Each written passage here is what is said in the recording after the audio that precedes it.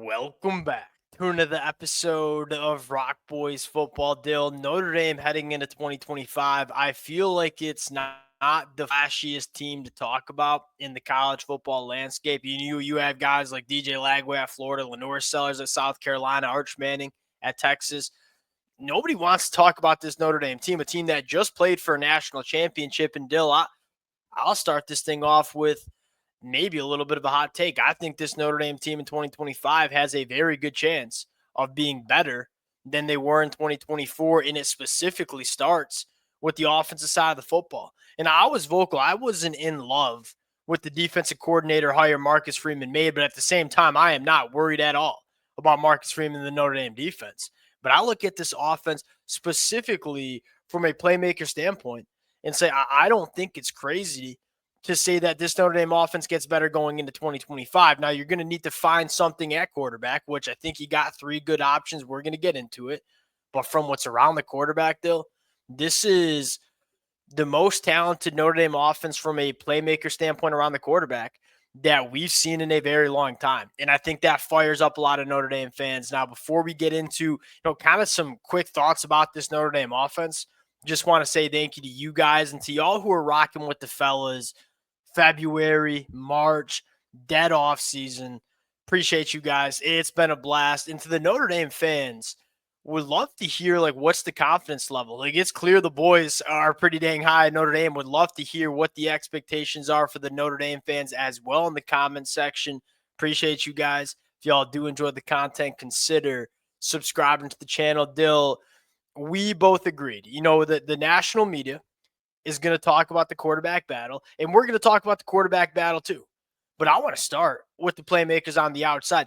I've in the past gotten into it with a few Notre Dame fans in terms of our discussion around how good the Notre Dame pass catches were.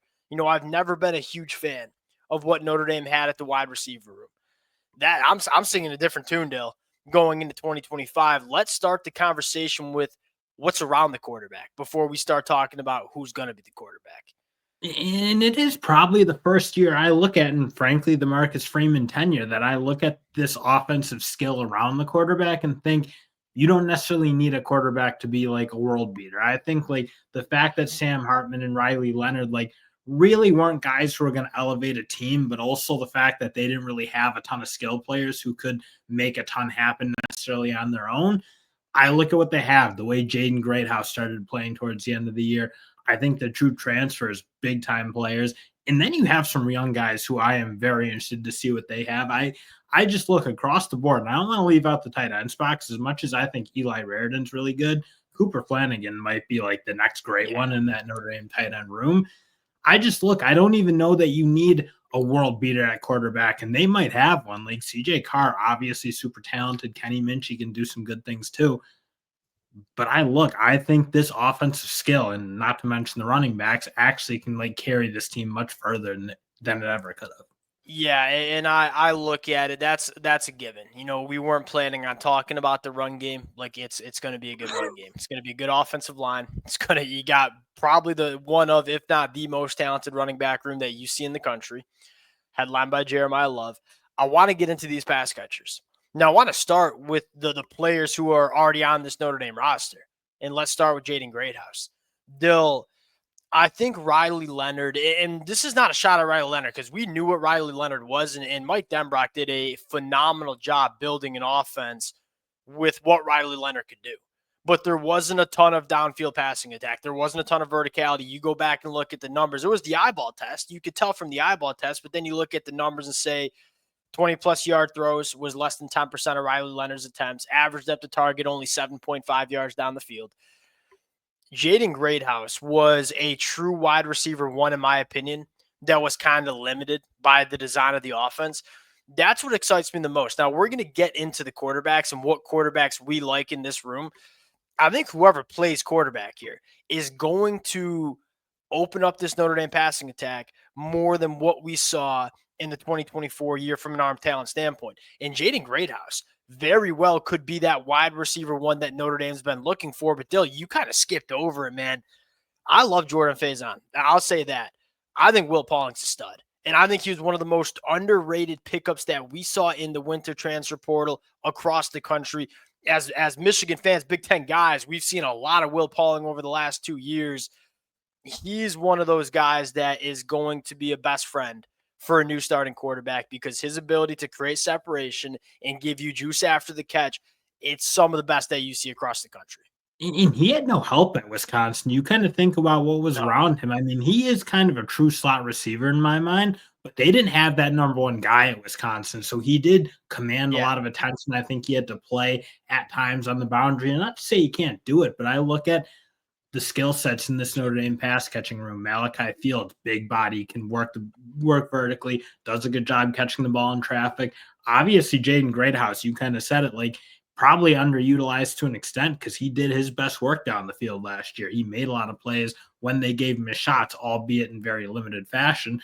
Will Pauling, I think, with a group of players around him that actually have some skill, actually have some ability, along with having a quarterback and like an offense that isn't as anemic as what Wisconsin was throwing at him. I'm kind of with you. I think, what was he, like a 3-star in the transfer portal? Like he It was was, in crazy. my opinion, one of the best wide receivers that the portal had to offer. And I agree with you. This fits exciting because one, what does Mike Denbrock do really well? Like going back to his time at LSU, he's going to get his playmakers the football in space, and Will Pauling can be electric after the catch. But I think you made a really good point where he was kind of forced to be a wide receiver that he wasn't at Wisconsin because they didn't really have anybody else. Now you have those two big boundary wide receivers in Malachi Fields and Jaden Greathouse. Will Pauling kind of probably has the ability to play a role that he's best at.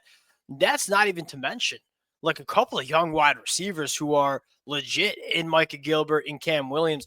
This is exactly how you want a pass catching room to look like, where you have a couple of bona fide veterans that we know what they are. And then you have some young cats that are going to be nipping at the heels and trying to get on the football field.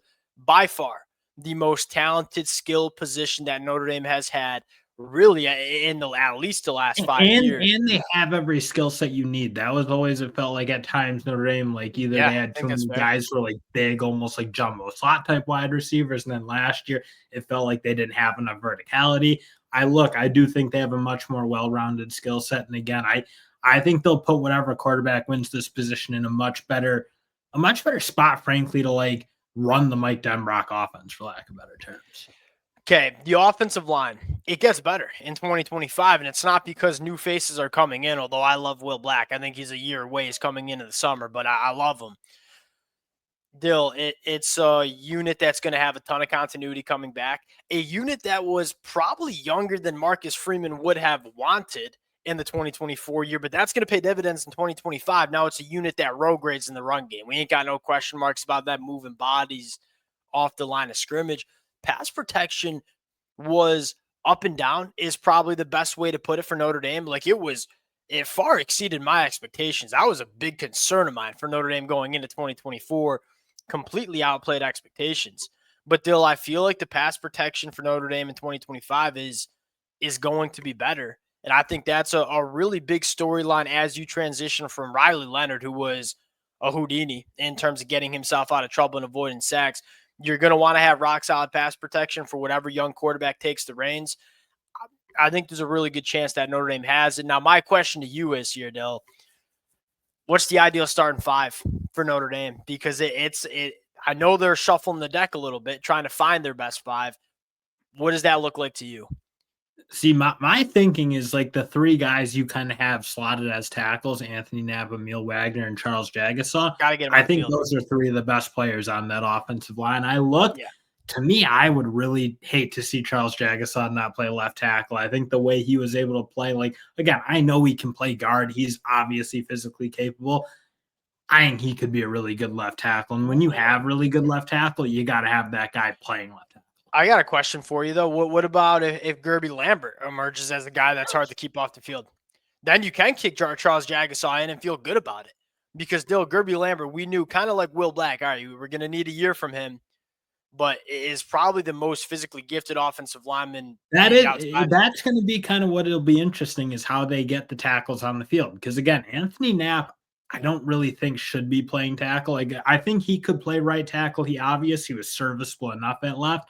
But he's not really built like a tackle. I don't think his pass Probably pro better is guard. really up to where it needed to be. And again, he was a true freshman, so it's like you certainly could imagine a world where he plays a lot better, especially in the pass Yep. pro. Obviously, he did his thing in the run game. I just look, that's going to be where it gets interesting because that to me, I feel like people sleep on almost like maybe how porous at times that pass pro was for Notre Dame. It was weak. Like there was some games where it just they weren't being particularly competitive. Like you said it, they could always run the ball, they could always be physical, but it did feel like they were relatively consistently out of sorts in terms of communication. And then at the tackle spot at times, just not really getting it Which done. I think makes sense when you talk about like having to play guys that you were not prepared to have to play, Well, in that spring was a practice big like football how camp many last year. injuries they dealt with both early on in the season. Obviously, Charles Jaggers saw preseason. Like they did have to shuffle it so that when we talk about those reasons why I think Notre Dame's offensive line might just look better, like they're physically talented. We know they're physically talented. We saw them be able to move guys off the ball and dominate in the run.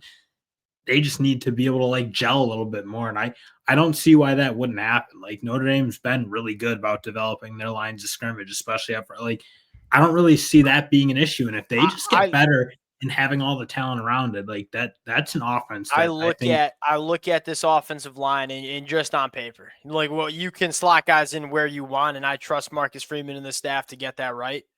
It's hard for me to look at a bad offensive line. It's hard for me to envision a bad offensive line in 2025. Dill, I mean, we're in spring practice talking a lot about football, a lot about different football teams here, and there's a lot of teams that don't have 2 starting caliber tackles. Notre Dame might have 4, and now you say, oh, your problem is now how do we get all these good players on the football field where there's a lot of other teams like we don't have 5 good football players to play up front on the offensive line. Good spot for Notre Dame. All right, I mean, we kind of buried the lead. We're 12 minutes in. For those who are still listening to the boys, let's get into this quarterback battle. Dill, here's my take, and it might be a hot take. And I know every single we one of our best friends, Notre Dame fan. I should text him right now, ask him what he thinks about the quarterback battle. Every Notre Dame fan you talk about or you talk to will have a different answer. Like, hey, who would you like to see win the job? I think CJ Carr is probably the fan favorite because of the pedigree he came in out of high school. I look at it, and I also look at how the coaches are talking about the quarterback competition too. And I look at Steve Angeli, and there's probably some Notre Dame fans that are hot that I have Steve Angeli listed third. And that's not necessarily indicative of my prediction. My take on this is, Dill, whenever you hear people talk about the Notre Dame quarterback battle or the coaches talk about the Notre Dame quarterback battle, Steve Angeli is the experienced one in the room. Is that really is that who you want to win? You want Steve Angeli to start at quarterback just because he's the most experienced? Because you look at Kenny Minchey and CJ Carr and say there are, physically, there's more upside to those 2 kids than a guy like Steve Angeli. I'll put you on the spot here. Who would you like to see win this job to maximize this Notre Dame offense in 2025? So I'm just kind of reading the tea leaves. I probably initially my gut would always tell me CJ Carr just because I look at how much talent and how explosive this offense could be if they have Yeah. an elite Yeah. arm in that quarterback room. Yeah, CJ Carr kind of sounds like that guy, but when I listen to the quarterback coach for Notre Dame talk and like kind of read the interview notes in the tea leaves, if you will, kind of sounds like Kenny Minchey has a really good And, shot to and win it. nobody And I think talked Steve about him. Minchey's got a couple things going for him. One, I think Mike Denbrock, you look at how much they've run their quarterbacks and his schemes, been a kind of a staple. Even the LSU teams that could really throw the ball well, obviously Daniels still was running the ball a lot. I look, Kenny Minchey, it sounds like he's a quick processor. He understands this offense and he's accurate. Again, I think if you can be a good point guard and distribute the ball, unlike in previous years with Notre Dame, where I didn't really feel like there was enough talent to be that guy and have a really particularly great offense, in Notre Dame, honestly, has not had the greatest offense, obviously, in the past few years. I look, a guy The who offense can was pretty good run. last year. No, and it was fine, but obviously Yeah. in big moments, it wasn't super explosive. And I know you probably want more plays from those wide receivers and be able to be a little bit more explosive. But I think if Kenny Minchey can kind of be what they've kind of said he is, if you will, I think that can be a really high quality offense that can, again, run the Mike Denbrock run scheme, but also get the ball in these guys who, again, we've been talking up. Like, we really think they can play. I think this is what's interesting about this is, last year it was clear you wanted a guy like Riley Leonard because you wanted to lean into the run game. The offensive line was better run blocking the pass protection.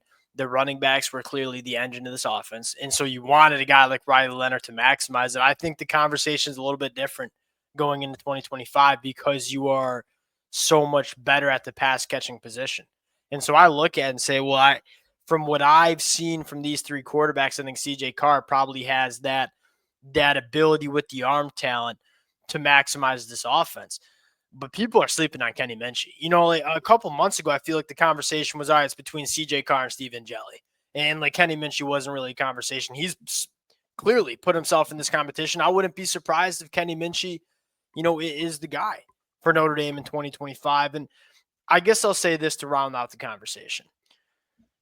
You're going to have a run game to lean on in a big time way. And that's massive for a, first year starting quarterback. Whether it's Kenny Minchey, whether it's CJ Carr, whether it's Steve Angeli, having a run game to get this quarterback's feet wet is going to be huge. And I think that's exactly what Notre Dame's going to have. But the engine of this offense, yeah, it's still going to be the running backs, but I think the pass catchers can play a much bigger role. Well, I just look like Notre Dame could have an offense that like truly excites you, and that hasn't been something you've been able to say at Notre Dame for the past couple of years. Like again, they've been able to run the ball, they've been able to play like Notre Dame football, and obviously that brand, that's a defensive team that runs the ball well and can and control the game, if you will. But this is the first year I feel like Notre Dame can be like really fun on offense. And that's why I kind of wonder what they're going to do with this quarterback spot. Because frankly, if CJ Carr can be that guy, yeah, this offense could be something like next level and really, really great. And I feel like that's kind of, I think they can win a national championship with Kenny Minchey or Steve Angeli, but more likely Minchey, just because I do believe you probably want that added dynamic if you're not going to be a real freak show throwing the ball. It'll be interesting because, again, they have three good options, and that's a better place than they've been in the past where they've been in the portal trying to find that guy, and it hasn't quite hit. They've had good quarterback play, but the past two cycles have obviously been what they've been. I mean, just the passing attack hasn't quite been what I think Notre Dame wants it to be. Yeah, me and you, I guess, fundamentally disagree on Riley Leonard's performance, but that's probably a discussion for another time. To me, the big story coming on, we'll wind it down here, is nobody's talking about these pass catchers, and they're legit going into 2025. Appreciate you guys rocking with it. If y'all do enjoy the content, consider subscribing to the channel, and we'll talk to y'all later.